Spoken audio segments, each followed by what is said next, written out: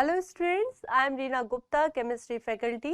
जैसा कि आप लोगों को पता है कि आपका जो एग्ज़ाम है वो बहुत ही पास आने वाला है, तो आपको केमिकल रिएक्शंस एंड इक्वेशंस, ठीक है, हम क्विक रिवीजन के लिए एक वन शॉट लेके आए हैं। ठीक है स्टूडेंट्स, तो आज हम स्टार्ट कर रहे हैं कि केमिकल रिएक्शंस क्या होती हैं, जो कि आपका फर्स्ट चैप्टर है केमिकल एंड रिएक्शंस में।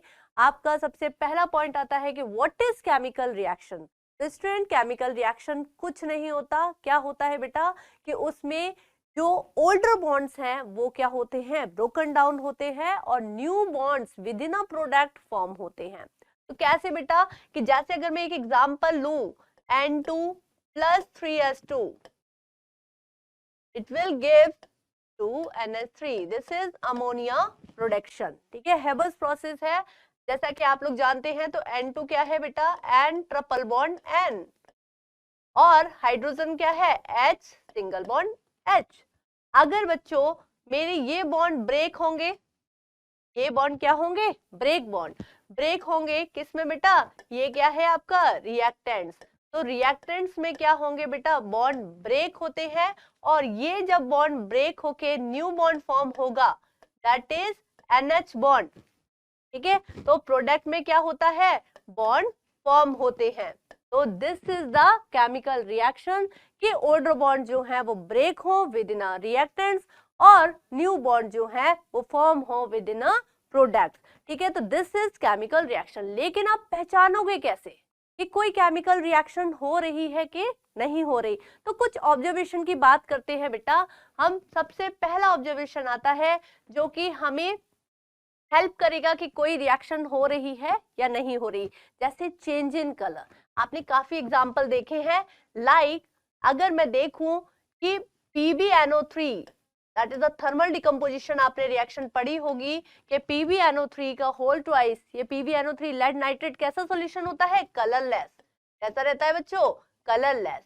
लेकिन जब मैं इसको हीट करूंगी, जब मैं लेड नाइट्रेट को हीट करूंगी तो मेरे को क्या मिलेगा, lead oxide plus NO2 gas plus oxygen gas. ठीक है, lead oxide plus NO2 gas plus oxygen gas. तो बच्चों क्या होता है यहाँ पर, ये कलर जो है, क्योंकि लेड ऑक्साइड बन रही है which is in yellow colour, तो क्या होगा बेटा, हमारा क्या है, कलर चेंज हो रहा है। तो पहला पॉइंट हमारा क्लियर हो जाता है, ये हमें ब्राउन कलर की गैस होती है। मतलब अगर किसी रिएक्शन में किसी कंटेंट का अगर जो है कलर चेंज होता है तो हम क्या करेंगे, रिएक्शन हो रही है। ठीक है, सेकंड क्या होता है बेटा कि अगर कोई गैस इवॉल्व हुआ, आपने देखा होगा कि जिंक के ग्रैनुल्स अगर आपने डाइल्यूट H2SO4 में डाल दिए तो क्या बनता है बेटा, सॉल्ट और हाइड्रोजन गैस इवॉल्व होती है। इसका मतलब वहां पर भी क्या पता चलता है कि इवोल्यूशन ऑफ गैस से आप ये कंक्लूड करते हो कि कोई रिएक्शन हो रही है।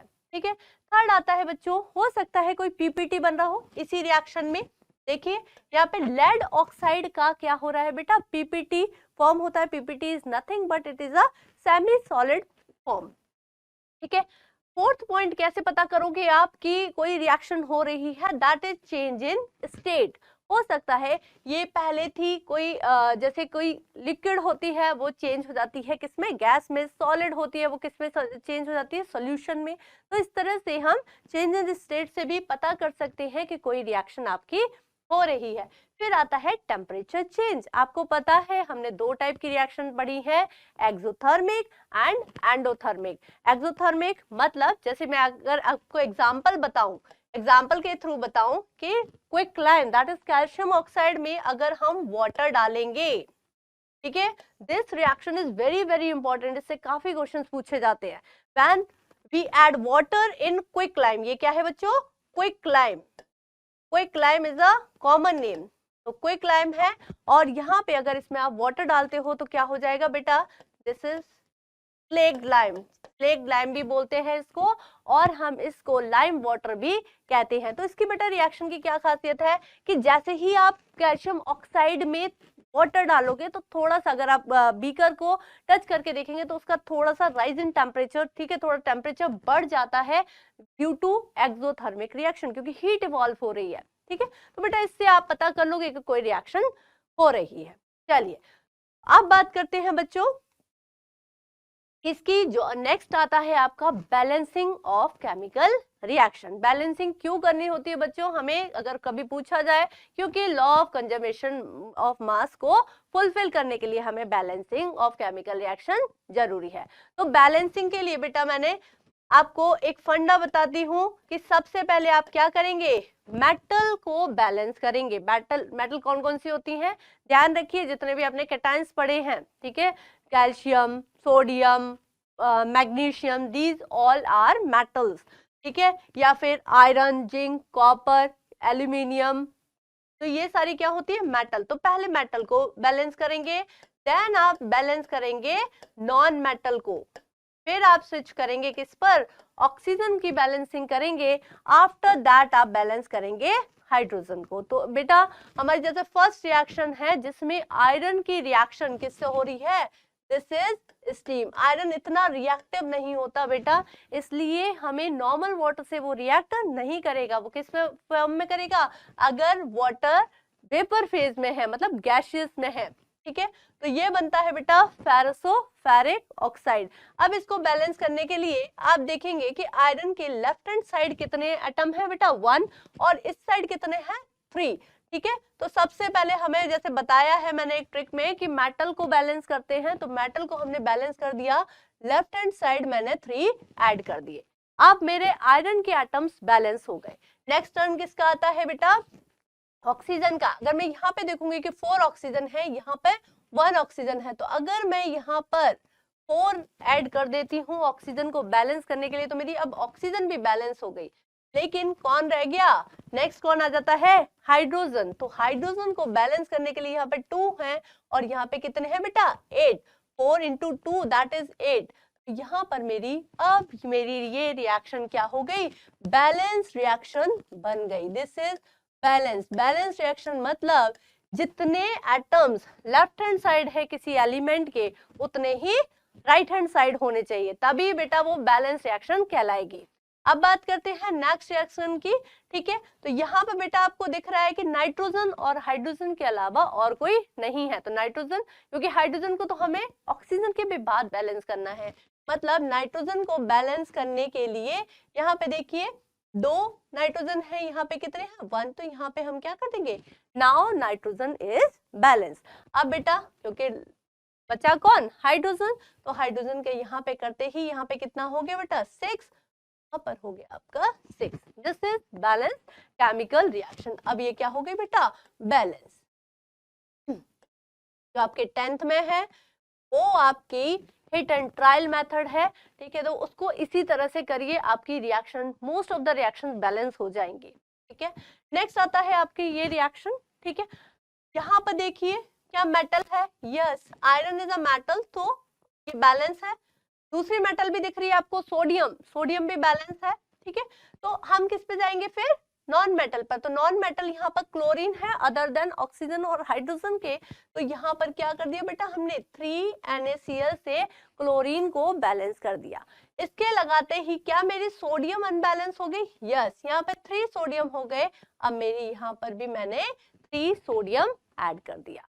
अब क्या करेंगे स्टूडेंट, अब देखिए ऑक्सीजन को, यहाँ पे 3 ऑक्सीजन है, यस यहाँ पर भी 3 ऑक्सीजन है।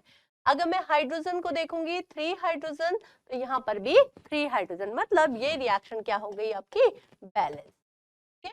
अब बच्चों कभी कभी आपको कंबशन रिएक्शन, कोई भी ऑर्गेनिक कंपाउंड की रिएक्शन आ जाती है कि बैलेंस कीजिए इसको, ठीक है। तो उसके लिए क्या करोगे बच्चों, उसके लिए आप हमेशा, अगर मुझे कंबशन रिएक्शन दे रखी होगी, कंबशन रिएक्शन मतलब कोई भी ऑर्गेनिक कंपाउंड को अगर हम बर्न करते हैं तो दैट इज कंबशन रिएक्शन। बेटा ध्यान रखिए, कंबशन रिएक्शन अगर होगी तो उसके लिए क्या करना होता है बेटा, हमेशा ऑक्सीजन से रिएक्शन कराएंगे तो आपके 2 प्रोडक्ट मिलते हैं, one is CO2 and another one is water. Heat and light भी आपको मिलता है, इसीलिए आपको ये जो प्रोडक्ट्स हैं वो एज अ फ्यूल काम करते हैं।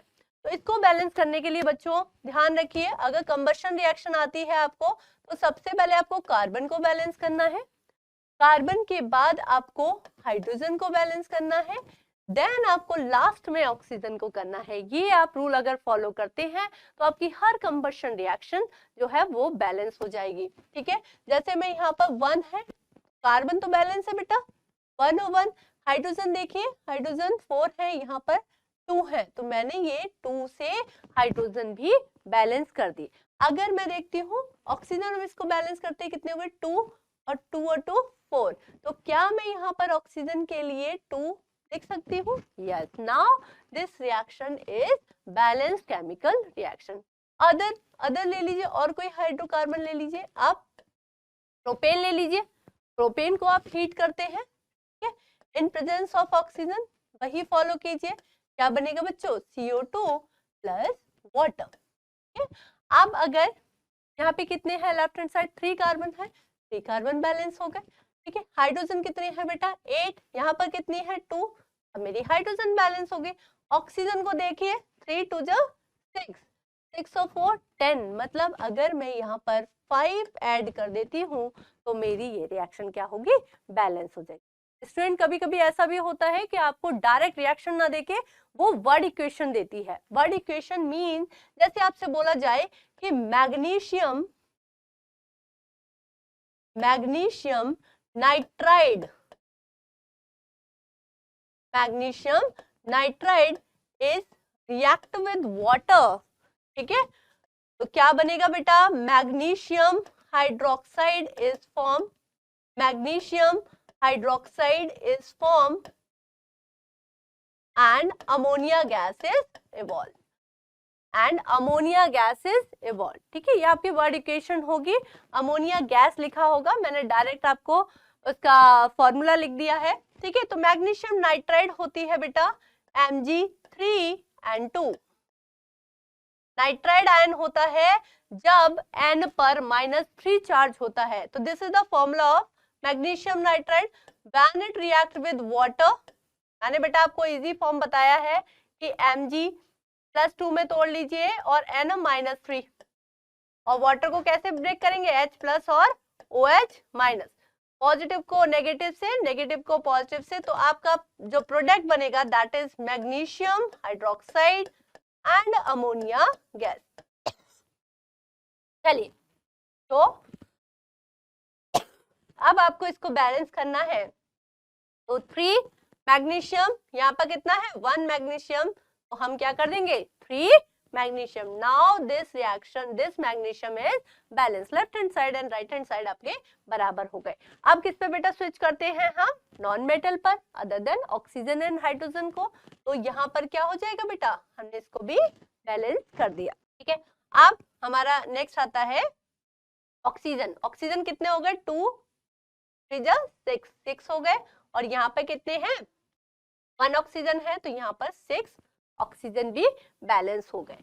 अगर बेटा मैं हाइड्रोजन को देखती हूँ तो हाइड्रोजन आपके देखिए बैलेंस हो गए होंगे, 6 2 12, यहाँ पे कितने हो गए?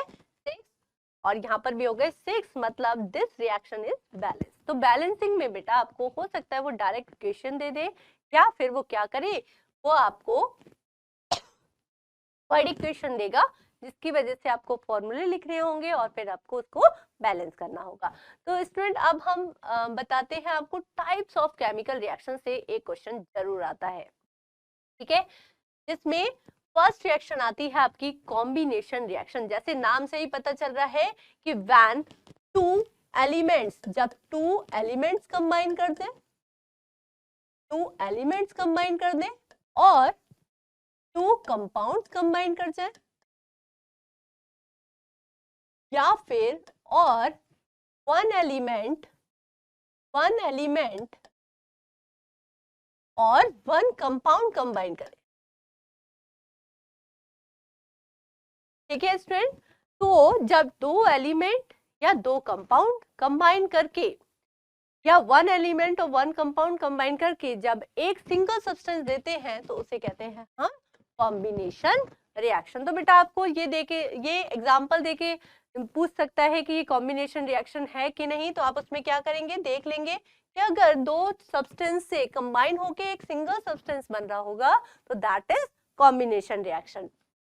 जैसे मैं आपसे पूछूं कि कार्बन प्लस ऑक्सीजन, ये बन के क्या कर रहे हैं बेटा, एक सिंगल सब्सटेंस CO2 दे रहे हैं, तो this is combination. Other example भी पूछ सकता है, वो बोल दे कि कैल्शियम ऑक्साइड, ठीक है। ये रिएक्शन को मैं बार बार यूज कर रही हूँ क्योंकि बेटा इस रिएक्शन की इंपॉर्टेंट बातें ये है कि एक तो इसकी ये पूछी जाती है कि ये एक्सोथर्मिक रिएक्शन है, दूसरा जब आप कैल्शियम ऑक्साइड में वाटर ऐड करते हैं तो एक साउंड प्रोड्यूस होती है, दैट इज हिजिंग साउंड, इस तरह से साउंड प्रोड्यूस होगी। ओके, तो क्या बनेगा बेटा, दैट इज कैल्शियम हाइड्रोक्साइड, ठीक है। तो this is also an example of combination reaction. अब बच्चों बात करते हैं डिस्प्लेसमेंट रिएक्शन की, सॉरी डिकम्पोजिशन रिएक्शन की। तो फर्स्ट आता है थर्मल डिकम्पोजिशन। बच्चों ध्यान रखिए, कहीं भी ये वर्ड आए थर्म मतलब हीट, मतलब कुछ ना कुछ आप हीट की हेल्प से, ठीक है, क्या कर रहे हो, उस कंपाउंड का डिकम्पोजिशन कर रहे हो। डिकम्पोजिशन मतलब when single substance is broken down into two और more than two substance, so that is known as decomposition. तो डिपेंडिंग अपॉन द एनर्जी कि आप किस तरीके की एनर्जी यूज कर रहे हो for the decomposition of substance, तो उसी टाइप के ऊपर रिएक्शन हो जाती है। तो फर्स्ट आता है थर्मल डिकम्पोजिशन। ये आपका मोस्ट कॉमन एग्जांपल है कि लेड नाइट्रेट को जब हीट किया जाता है तो आपको लेड ऑक्साइड मिलता है, नाइट्रोजन डाइऑक्साइड मिलता है और ऑक्सीजन। इसका बेटा कलर बहुत याद रखना है, ये येलो पीपीटी होता है, ये येलो पीपीटी होता है, ठीक है। जो भी आपको इंफॉर्मेशन पता है किसी के बारे में, ये आपकी नाइट्रोजन डाइऑक्साइड गैस है जो कि आपकी ब्राउन कलर की गैस होती है। तो स्टूडेंट आपको जितनी इंफॉर्मेशन आती है किसी रिएक्शन के बारे में, ऐसा नहीं कि आपसे पूछा जाए कि थर्मल डिकम्पोजिशन लिखिए तो आप केवल थर्मल डिकम्पोजिशन लिख देंगे कि क्या होती है। आपको उसको एग्जांपल मेंशन करना है, आपको हर चीज उसमें मेंशन करना है, उसका क्या कलर है, कौन कौन सी गैस इवॉल्व हो रही है, एक्सेट्रा। सेकेंड हमारा एग्जाम्पल ये भी काफी इंपॉर्टेंट है, CaCO3 is known as limestone. इसको बेटा लाइमस्टोन भी कहते हैं, इसको मार्बल भी कहते हैं, और कैल्शियम कार्बोनेट तो आप लोग जानते ही हैं। When calcium carbonate is heated क्या होता है student, calcium oxide is form and CO2 gas is evolve. तो स्टूडेंट अगर हम बात करें तो ये आपका क्या है, लाइमस्टोन है, ठीक है। इसको जब आप हीट करोगे, थर्मली डिकम्पोज करोगे, तो आपके पास calcium oxide that is known as quicklime and CO2 gases evolve. तो बच्चों ध्यान रखिए, इनके chemical name as well as आपको कॉमन नेम कंपाउंड के पता होने चाहिए, ठीक है। अदर एग्जांपल भी है बच्चों, जैसे पोटेशियम क्लोरेट KClO3 को जब आप हीट करोगे, हीट का सिंबल बेटा डेल्टा होता है, तो क्या होता है बच्चों, एक आपको KCl मिलता है और ऑक्सीजन गैस इवॉल्व होती है, ठीक है। तो this is also an example of thermal decomposition का। एक और है, when iron sulphate is heated what will happen. तो ये पूछा जाता है बेटा कि क्या होता है जब आयरन सल्फेट को हीट किया जाता है, या फिर मैं कह सकती हूँ फेरस सल्फेट को हीट किया जाता है, तो आपको रेडिश कलर की क्या मिलती है, फेरिक ऑक्साइड मिलती है। दिस इज रेडिश कलर, यही रस्ट के कलर की होती है, प्लस SO2 गैस इवॉल्व होती है और आपका SO3 गैस इवॉल्व होती है। तो स्टूडेंट ये जितने भी थर्मल डिकम्पोजिशन के एग्जांपल्स हैं ये आपके लिए बहुत इंपॉर्टेंट है, ठीक है। नेक्स्ट आता है बेटा इलेक्ट्रोलाइटिक डिकम्पोजिशन। जैसे आपको नाम से पता चल रहा है कि इसमें कौन सी प्रोसेस यूज होगी, इलेक्ट्रोलाइसिस, ठीक है। तो इलेक्ट्रोलाइसिस में क्या होगा बेटा, एक हम इलेक्ट्रोलाइटिक सेल लेते हैं।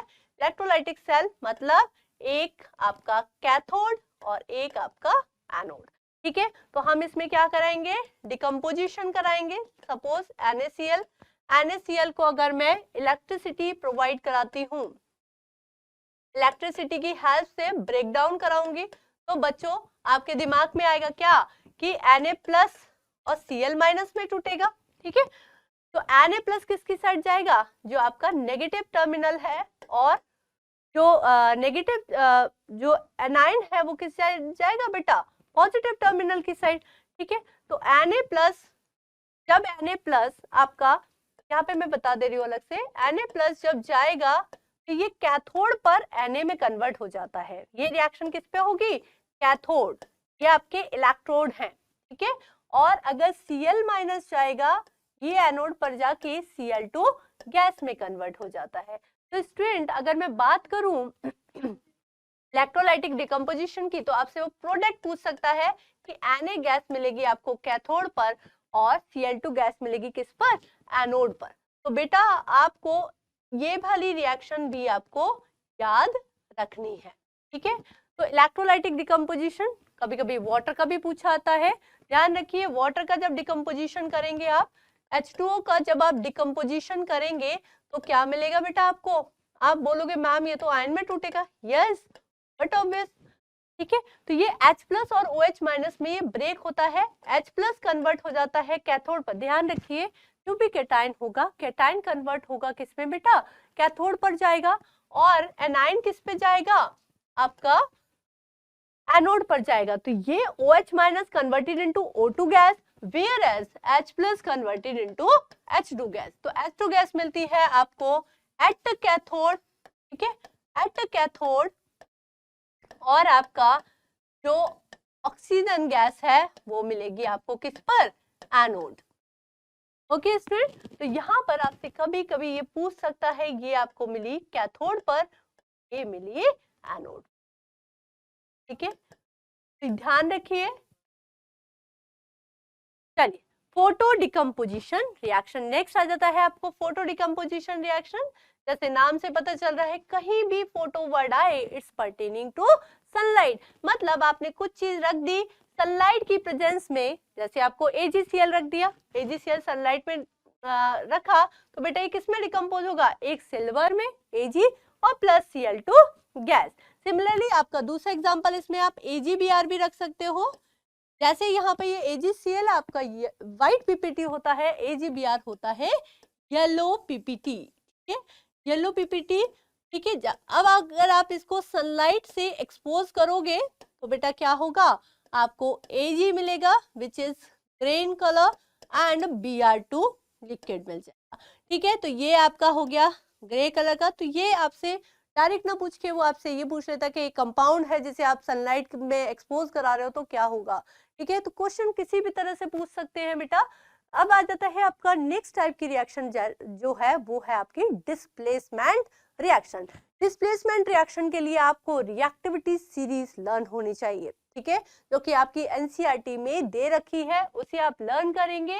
डिस्प्लेसमेंट का मतलब क्या होता है बच्चों, कि जो यहाँ पर जो हाइड्रोजन से अबव जो है, ठीक है, जो अबव एलिमेंट्स हैं वो हाइड्रोजन को डिस्प्लेस कर सकते हैं। What is the reason behind it, कि जो ऊपर है, ठीक है, जो जो ऊपर रिएक्टिविटी सीरीज में उनकी रिएक्टिविटी क्या है, उनकी हाई रिएक्टिविटी है, लेकिन जो हाइड्रोजन से नीचे है उनकी हाइड्रोजन के कंपैरिजन में लेस रिएक्टिव है। इनफैक्ट हम ये कह सकते हैं कि यहाँ पर अगर रिएक्टिविटी के अकॉर्डिंग मैं ये देखूंगी कि पोटेशियम जो है वो मोस्ट रिएक्टिव एलिमेंट है, जबकि गोल्ड जो है वो लीस्ट रिएक्टिव एलिमेंट है। इसीलिए सारी जो ज्वेलरी बनती है कि वो रिएक्ट नहीं करता ना गोल्ड, इसीलिए ज्वेलरी वगैरह ज्यादातर गोल्ड या प्लेटिनियम की बनती है, ठीक है। तो ये रिएक्टिविटी सीरीज के बेसिस पर डिस्प्लेसमेंट रिएक्शन होती है। इसका मोस्ट कॉमन एग्जांपल है आपका कि when zinc granules is added in hydrochloric acid, तो क्या होता है बेटा, जिंक क्लोराइड उसका सॉल्ट बनता है और हाइड्रोजन गैस इवॉल्व होती है। अनदर एग्जांपल्स भी हैं, जब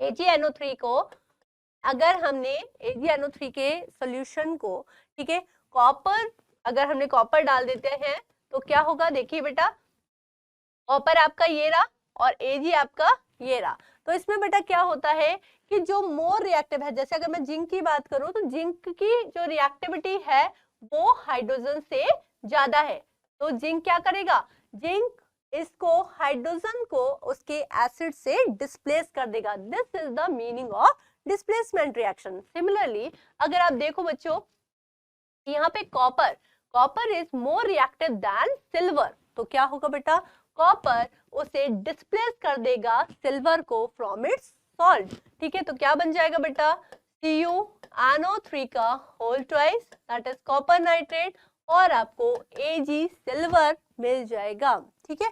तो बेटा ये है आपकी डिस्प्लेसमेंट रिएक्शन। डिस्प्लेसमेंट रिएक्शन मतलब क्या होता है बेटा कि more reactive element displaces the less reactive. तो मोर रिएक्टिव कैसे पहचानोगे बेटा, तो रिएक्टिविटी सीरीज के जो भी ऊपर है एलिमेंट वो अपने से नीचे वाले को हमेशा डिस्प्लेस कर सकता है। जैसे आपसे पूछा जाए क्या कॉपर डाइल्यूट HCl से रिएक्ट कराए तो क्या होगा,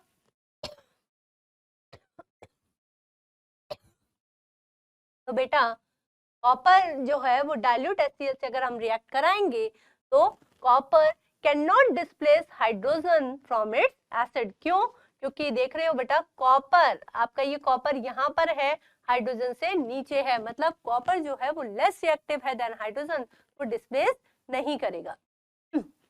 बात करते हैं बेटा next type of reaction, that is double displacement reaction. नाम से ही पता चल रहा है इसमें क्या होगा बेटा, डबल डिस्प्लेसमेंट रिएक्शन में होता है mutual exchanging of ion, mutual exchange of ions, ठीक है। जो भी रिएक्शन में है उनका क्या होगा बेटा, म्यूचुअल। सबसे पहले ये पूछा जाता है कि when barium chloride is Na2SO4 is added in barium chloride, what will happen? तो क्या होगा बच्चों, जैसे अगर मैं इस रिएक्शन को समझाऊं कि बेरियम क्लोराइड Na2SO4 से बेटा क्या कर रहा है, रिएक्ट कर रहा है, तो हमेशा आयंस में तोड़ लीजिए Ba2+ और Cl-। इसको क्या होगा बेटा, Na+ और SO4 2-। मैंने क्या बताया है कि इसके पॉजिटिव को इसके नेगेटिव से मिला दो, इसके पॉजिटिव को इसके नेगेटिव से, तो व्हाट आर द प्रोडक्ट्स, क्या बनेंगे बच्चों, ये बनेगा BaSO4 which is white PPT और आपका NaCl मिल जाएगा, ठीक है। तो ध्यान रखिए यहाँ पर ये क्या हो रहा है बेटा, ये वाला जो सॉल्ट है ये व्हाइट PPT होता है, ठीक है। तो हम डिस्प्लेसमेंट रिएक्शन में आपको प्रेसिपिटेशन रिएक्शन भी देखने को मिलती हैं। इस टाइप की रिएक्शन जिसमें प्रेसिपिटेट फॉर्म होता है उसे हम कहते हैं क्या, डिस्प्लेसमेंट, उसे हम कहते हैं प्रेसिपिटेशन रिएक्शन। सिमिलरली स्टूडेंट अगर हमारे कोई बेस कभी भी ऐसी रिएक्शन, ऐसी डिस्प्लेसमेंट रिएक्शन जिसमें कोई एसिड किसी बेस से रिएक्ट करता है, आप यहाँ पे भी देखेंगे Na+, ठीक है, ये किसमें है बेटा, ये प्लस में है, ये माइनस में है, यहाँ पे ये प्लस ये माइनस, तो Na+ जो है वो Cl के साथ चला जाएगा, ठीक है, और H+ OH- के साथ, तो दीज आर द प्रोडक्ट। अब यहाँ पे क्या है बेटा, इसमें ये बेस है और ये एसिड है, आप जानते हो सोडियम हाइड्रोक्साइड जिसे हम कास्टिक सोडा भी कहते हैं। ये क्या होता है बेटा, बेस होता है, हाइड्रोक्लोरिक एसिड क्या होता है, एसिड होता है। तो इनमें जब रिएक्शन होगी तो क्या होगा बेटा, इसे बोलते हैं हम न्यूट्रलाइजेशन रिएक्शन। तो ध्यान रखिए कि डिस्प्लेसमेंट रिएक्शन को हम फर्दर क्लासिफाई भी कर सकते हैं बेटा, कि कहीं पर अगर आपका प्रेसिपिटेट बन रहा हो तो उसे प्रेसिपिटेशन रिएक्शन कहते हैं, और कहीं पर आपका अगर एसिड बेस रिएक्शन होती है तो उसे न्यूट्रलाइजेशन रिएक्शन कहते हैं। तो आपके इस तरह से काफी एग्जाम्पल पूछे जाते हैं, जैसे आपको एक रिएक्शन दे दी जाएगी और पूछा जाएगा कि ये किस टाइप की रिएक्शन है। कभी कभी दोनों लिखा होता है, double displacement as well as precipitation और double displacement as well as neutralisation. तो आप इसके एग्जाम्पल ध्यान रखिए, ठीक है। आपके काफी अदर एग्जाम्पल भी ले सकते हैं। अब बात करते हैं बच्चों रिडॉक्स रिएक्शन की। बच्चों को ये टॉपिक थोड़ा सा टफ लगता है, बेसिकली आपका 11th में तो पूरा चैप्टर है रिडॉक्स के ऊपर। तो रिडॉक्स कैसे बताते हैं बेटा, कि रिडॉक्स मतलब reduction as well as oxidation, जहां पर दोनों रिएक्शन हो रही हो। तो रिडक्शन और ऑक्सीडेशन क्या होता है, तो इसके लिए ध्यान रखो बच्चों, अगर मैं रिडक्शन की बात करूं और यहाँ पर मैं ऑक्सीडेशन की बात करूं, तो सीधे से बात ध्यान रखना कि रिडक्शन क्या है बेटा, एडिशन ऑफ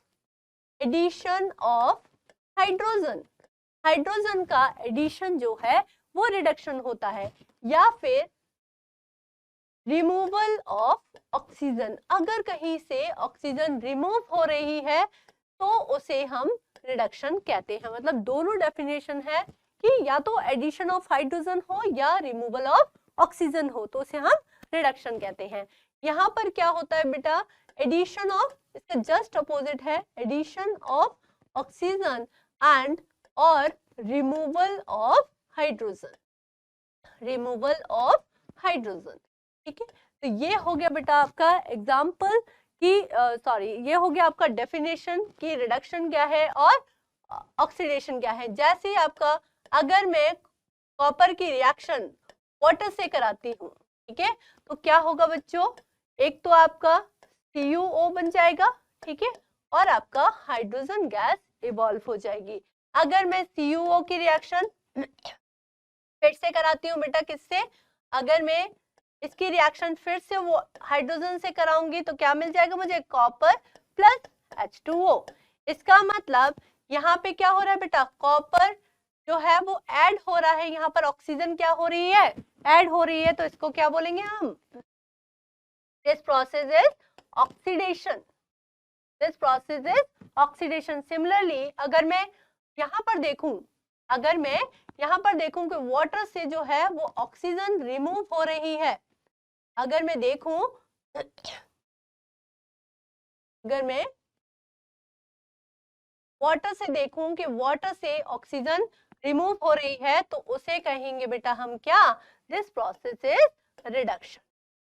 ठीक है स्टूडेंट, तो अगर किसी में किसी कंपाउंड में हम कहां से देखते हैं बेटा, LHS साइड से देखते हैं, राइट हैंड साइड तक। ठीक है, कि अगर कॉपर में देखूं मैं कि कॉपर में यहां से ऑक्सीजन क्या हो रही है, ऐड हो रही है, तो दिस प्रोसेस इज ऑक्सीडेशन, जैसे हमने डेफिनेशन में लिखा भी है कि एडिशन ऑफ ऑक्सीजन।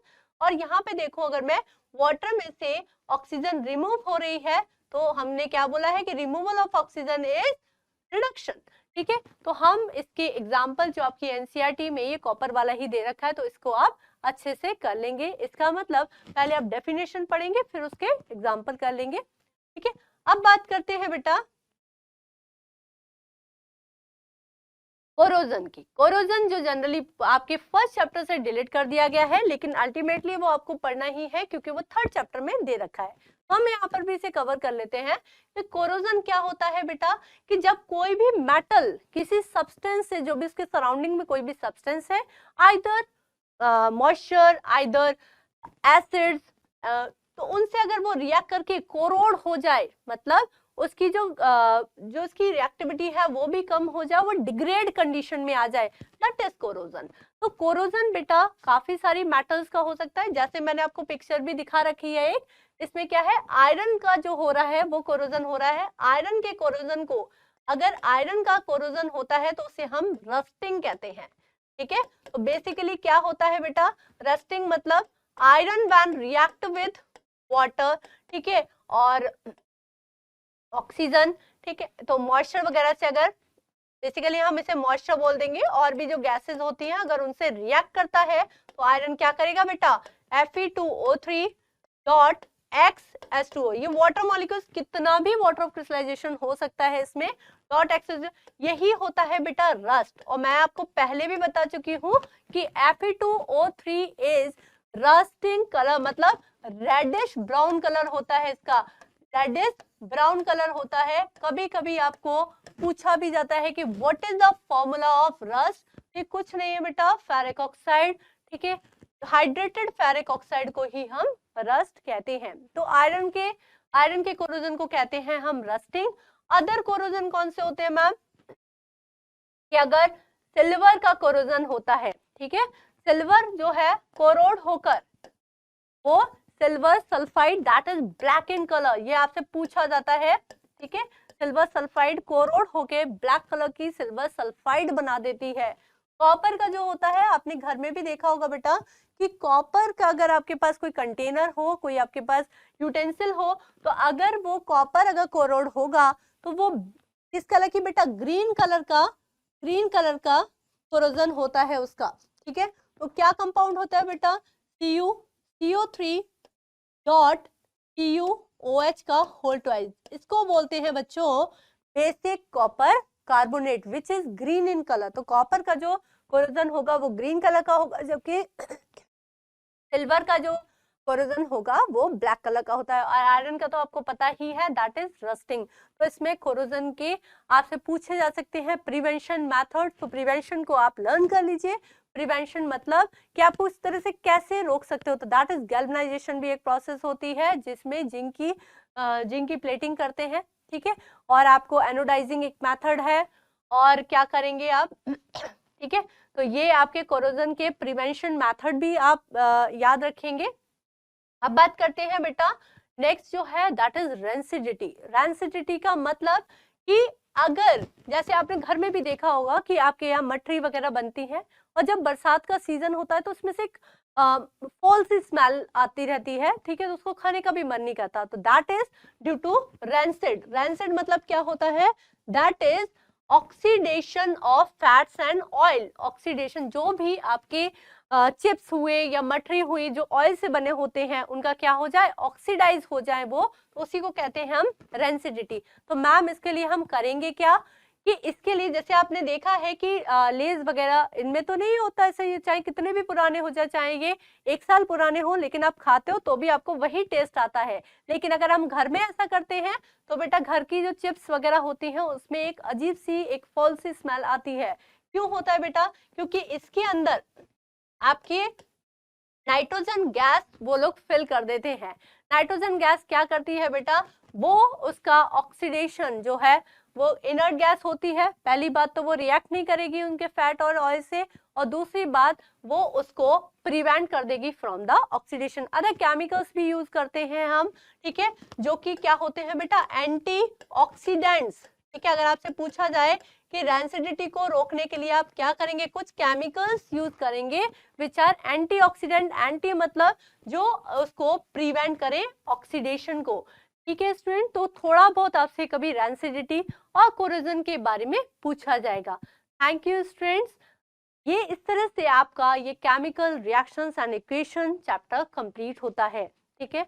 होपफुली आप लोगों ने एंजॉय किया होगा, क्योंकि क्विक रिवीजन और क्या क्या चीजें इंपॉर्टेंट है इस चैप्टर में, जो कि बेसिक चैप्टर है बिल्कुल, ठीक है, तो वो आपके लिए हेल्पफुल होगा। Thank you student.